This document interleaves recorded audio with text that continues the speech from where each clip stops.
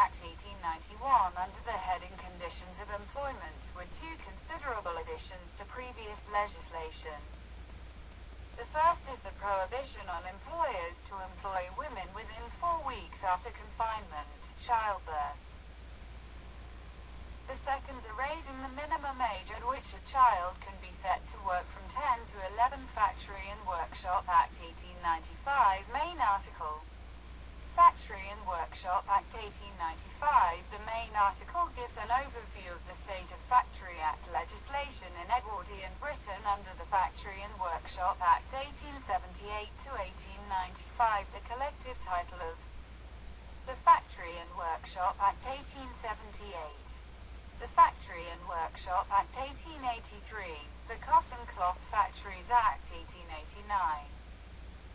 The Factory and Workshop Act 1891 and the Factory and Workshop Act 1895. Factory and Workshop Act 1901. Minimum working age is raised to 12.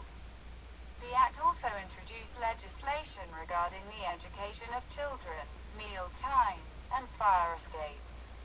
Children could also take up a full-time job at the age of 13 years old. Factories Act 1937. The 1937 Act 1 EDW 8 and 1 GO 16.67 consolidated and amended the Factory and Workshop Acts from 1901 to 1929.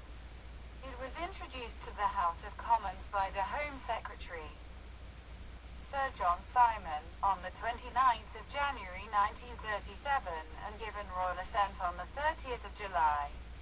Factories Act 1959. This act was to amend the previous acts of 1937 and 1948, as well as adding more health, safety and welfare provisions for factory workers.